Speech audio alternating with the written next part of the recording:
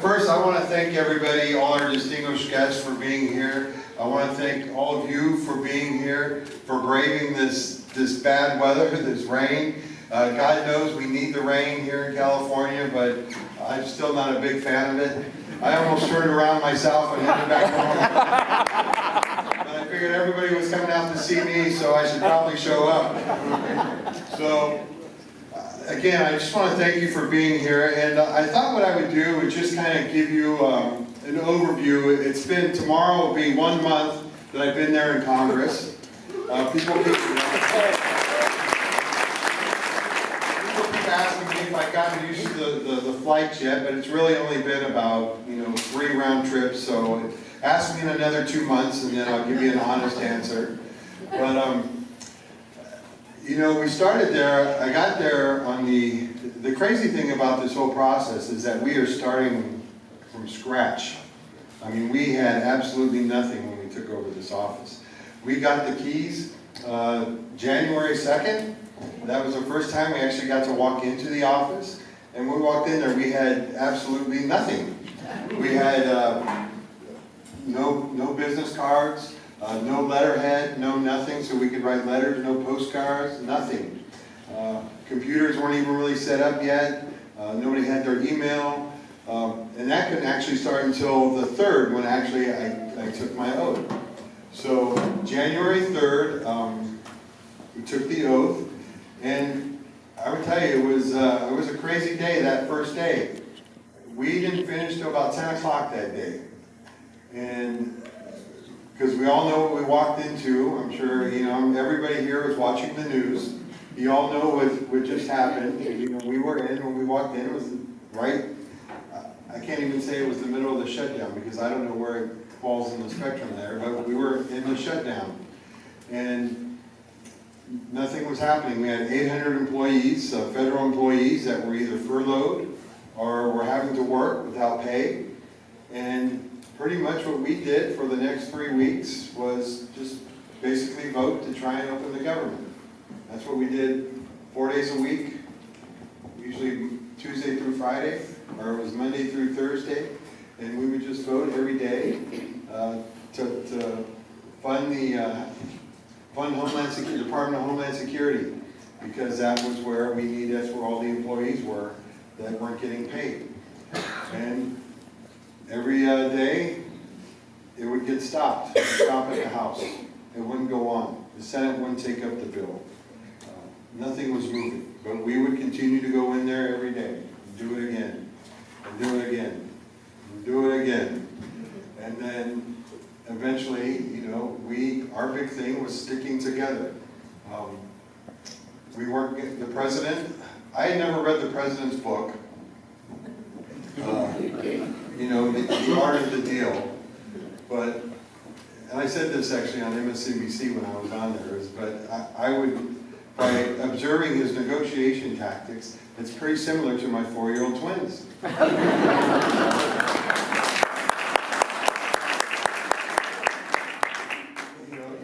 He was just trying to bully us and trying to get so he could get what he wanted, but we stuck together. And because we knew that was the important thing to do.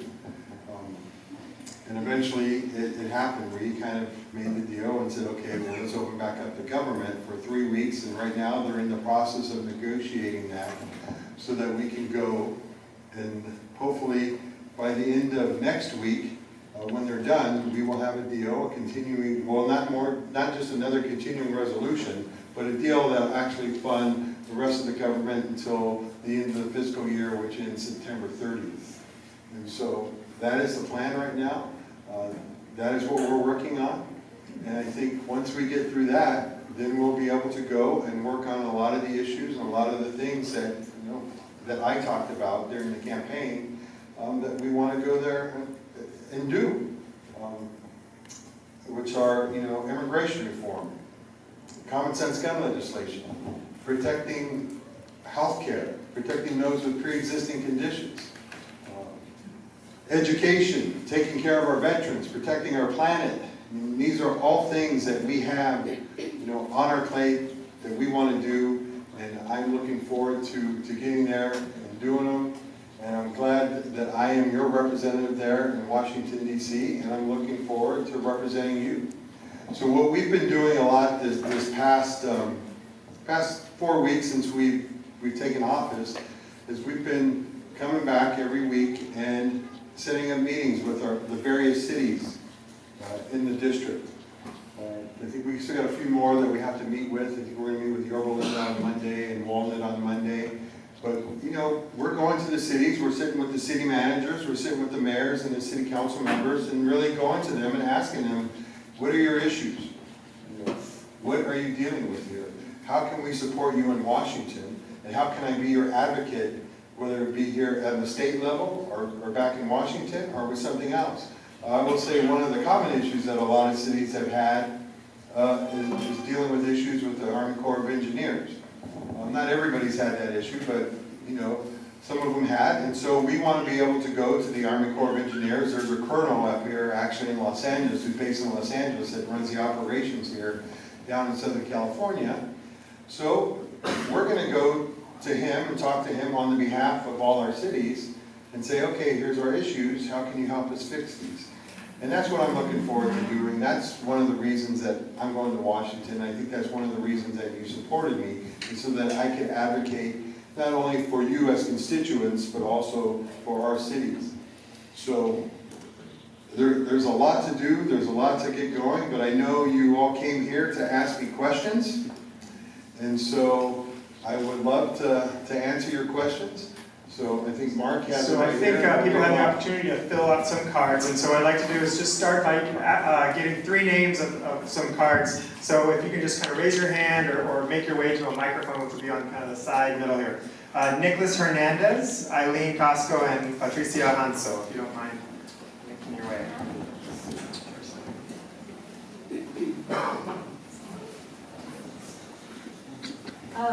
I guess this bounces off what you're just talking about. I know that they're talking about creating legislation so that shutdowns will not happen again.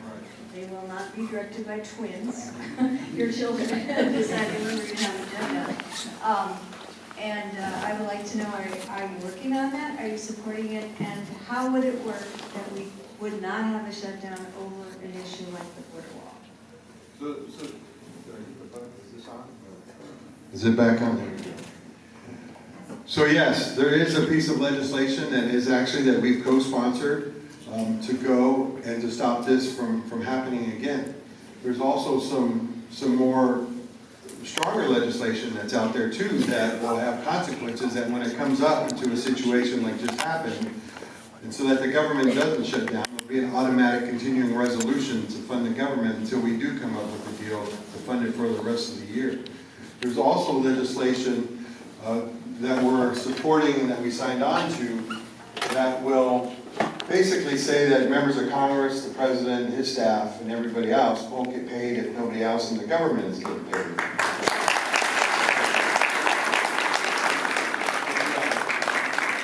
One of the things I did during the shutdown was I deferred my pay so that I wouldn't get paid. I think it was just the situation that I was in. It was horrible that people had to actually show up, you know, to work. 800,000 employees, which there were a number of them here. We have about 4,000 government employees here, federal employees in our district. There was a number of them that had called us, that I had spoken to. I would call them. You know, some of them were for the FBI. Some of them worked for TSA. Some of them worked for the IRS. And they were having to basically show up and work. But they weren't getting paid. And that's just not right. I mean, I don't know how to say that any other way than to say that it's not right. You should be compensated for the work that you do. And we're going to make sure we are working on legislation to make sure that that doesn't happen again.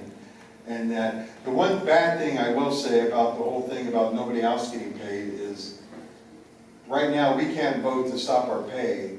It has to wait until the next Congress. So, and that's just because of the Constitution. It's written into the Constitution. It kind of works both ways, right? They don't want us writing saying that, hey, you know what? We're doing a good job. Let's give ourselves a raise. So but because of that, it doesn't work the other way too. We can't pay away from ourselves. We have to wait until we can vote until the next Congress. You know, that won't take effect until the next Congress. So we can vote on it now, but it won't take effect until after 2021.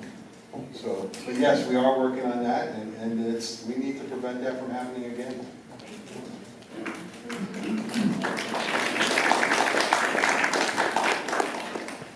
I'm glad to hear that. My mother is a census worker in Gardena, and she's over her 60s, so she needs that paycheck. For my question, my name is Patricia Hanzo. I live in Fullerton. And my question is, what are your top issues for 2019? For me, they're gun safety nationally, local road repairs for the 39th district, and getting cities in the 39th to do better on affordable housing.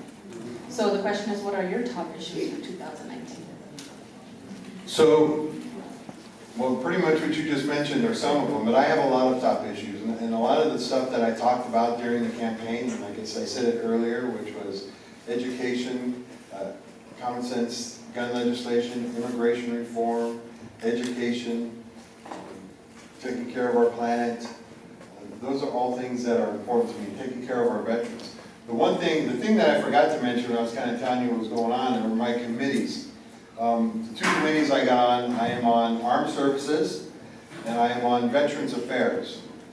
I tried to get on Transportation and Infrastructure, which takes care of our roads, but everybody wants to be on that committee. So, and the other one I tried to get on was Education and Labor, but that one, a lot of people are trying to get on that one as well. So, you know, I'm very happy with the committees I got. I think we can go and play a role in a bunch of different issues. One of my subcommittees that I'm on regarding to veterans is the Health Subcommittee. So we're going to play an impact on how health affects our veterans and making sure that they are getting treated the way that they need to be treated. On the armed services, my two subcommittees are Sea Power, which kind of goes back to my Navy background, and the other one is military personnel, to make sure that we are taking care of our service members that are serving our country right now. Making sure, and those are going to affect different areas and different issues, anything from whereas to their pay, to education, to how they're being treated in their home living lives as while they're serving in the military. So the good thing is that I got some good friends, right? Everybody's expecting a huge infrastructure bill. And this is one thing that we know that we can work on a bipartisan basis. Both sides want it, both sides have been talking about it. We just got to make sure that we get it done. And we got some good friends on the transportation and infrastructure bill. Grace Napolitano, who's been a big supporter of mine, been a big friend. Pretty much I had a good conversation with her, and she's like, let us know what you need. You know, tell me, because I told her, your highways are our highways, right? We share a lot of those same highways. So she's, yeah, tell us what you need and we'll make sure it gets in there. And it's the same thing as well. She's also on the Natural Resources Committee as well, which deals a lot with water. So that's another issue that she's like, well, tell me what you need. And so it's good to have friends on those important committees. And we're definitely going to tap into that and make sure that we let her know what our needs are and how they're going to affect our district and how to bring some of those resources back to the 39th, because that's what we want to make sure that we do. And I know that when I talk to a lot of our cities, that's one of the things that they say has been missing for a long time. Tax dollars were always going out, but none of it was coming back in. Well, that's one thing we're going to try and change. We want to make sure that, you know, that you guys are paying a lot in taxes, but we need to make sure those dollars are coming back, that you are getting what we need, and that's going to go down to our roads. It's going to make sure that we are getting funding to the homeless, those different issues, making sure that we are taking care of our healthcare issues that we can. And so there's a lot of excitement out there and a lot of things that are going on. So I know I kind of talked about a lot of stuff right there around our priorities, but there's a lot to do. The other thing that I'm happy to be a part of is the task force against gun violence. So we signed on as a co-sponsor. We signed on as a co-sponsor to HR 8, which is going to increase background checks. And so we're very happy to do that, and I think many of you know who know me, know that I talked about a lot about that and how that issue has affected my family. So I'm very happy to be a part of that task force, and I'm looking forward to doing some good work on it. Nicholas, before you get started, the next three people, so we can have a lot of questions, will be Vivian Kelly, Dan Offner, and Shanna. So you can come to one of the two microphones. Go ahead, Nicholas. Hi, Mr. Congressman. I'm really glad you took the time today to answer our questions. I'm a student at Cal Poly Pomona. My name is Nicholas Hernandez. And my question is, would you personally be willing to exchange the $5.7 billion for the wall in exchange for the DREAM Act?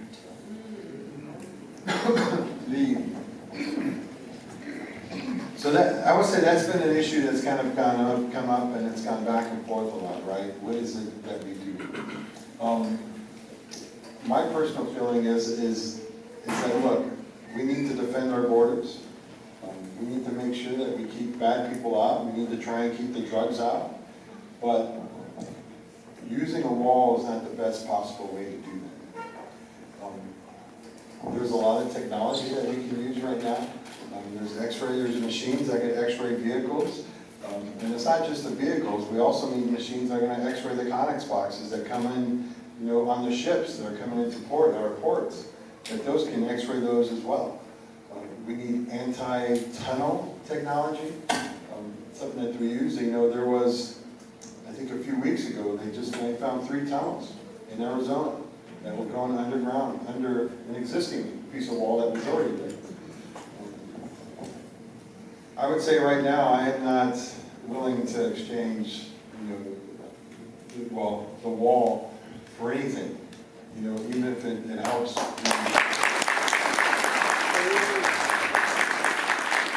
Even if it helps the dreamers or helps those that are here on TPS. The Hispanic Caucus, one of the things that we're working on is to create a bill that's actually going to benefit dreamers and it's going to benefit also those who are TPS. It's a Dreamer TPS bill that's going to help protect those so that they can stay here in this country. To make sure that those that are here in TPS can go and continue to stay here in TPS. Make sure that we not just protect the DACA students, but the Dreamers as a whole, which is almost nearly 2 million people, so that they can stay here and continue to study and live in the only country pretty much that they've ever known. And so,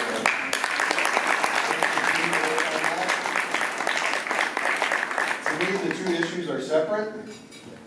Border security is an issue that we need to take care of, but also the Dreamers is a totally separate issue.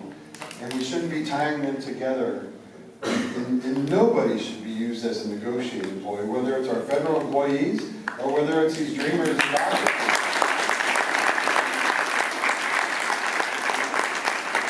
These are real human beings that have real lives, that are out there trying to take care of their families, and they should not in no way ever be used as a negotiating tool, and we won't allow that to happen. Thank you. Hi, Gil. I'm representing Indivisible 39. And I had a couple of different questions. The first one is about healthcare, and that's one of the big issues for our group. I'm wondering what your idea, your conception is for the best way to go forward to revamp our healthcare delivery system. A lot of different kinds of plans are floating around. So I'd like to know what plan you envision, and secondly, where we can get information about the specifics of your ideas, the specifics, that not just a broad brush, but exactly what that would look like.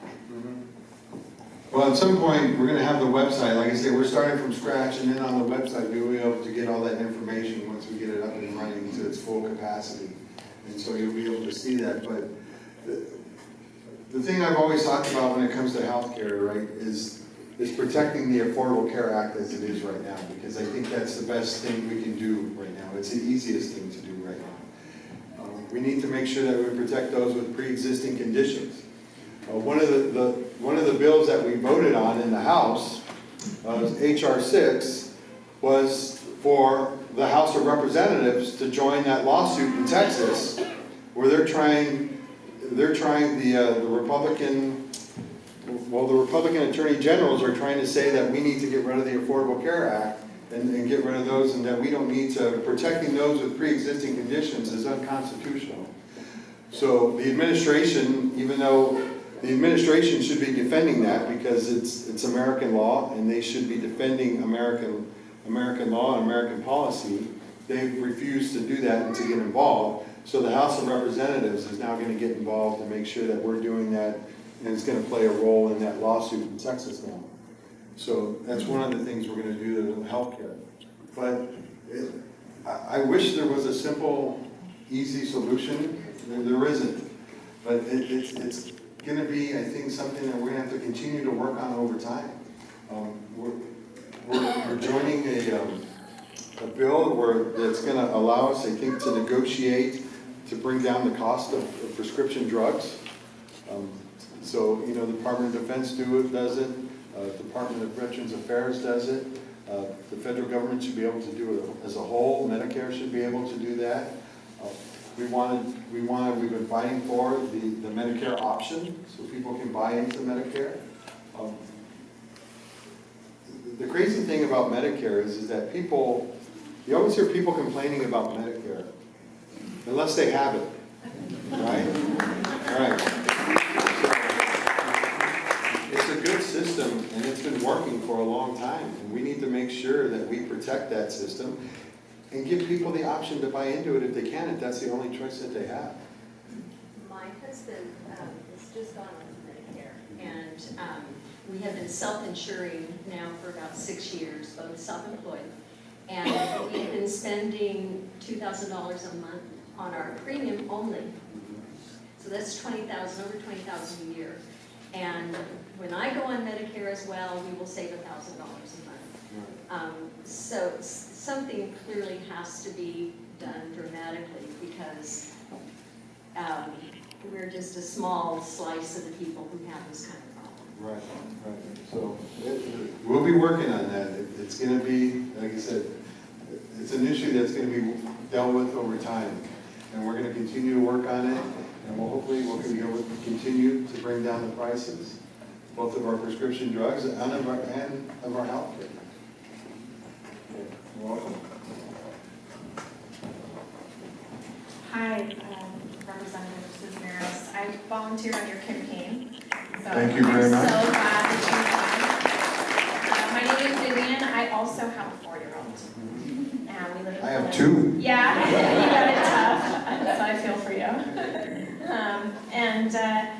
I'm deeply, deeply concerned about my child's future because of climate change.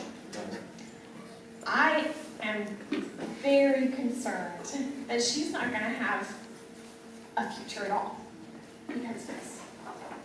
Because I don't know if you recalled, but I volunteered on your campaign. I talked to you about this before, actually. I handed you a copy of the IPCC summary for policymakers and lawmakers. That report scared the bejesus out of me because what it says is that we're going to have massive effects. We're going to have famines. We're going to have droughts. We're going to have, and so I'm getting emotional about this. This is really frightening to me. This is like catastrophic level stuff. Are you concerned about this as well? And what do you think is going to be the best way to handle this? I know there's some policy proposals floating around, the Green New Deal, and there's also the, I'm part of Citizens Climate Lobby. We proposed the Energy Innovation and Carbon Dividend Act. Have you heard of that legislation and the New Green New Deal? What do you think is going to be the best solution on a national level? And how are you going to work for our 3 4-year-olds and all the other kids in here to make sure that they are going to have a place to live? No, look, this is definitely a big problem, and it's definitely something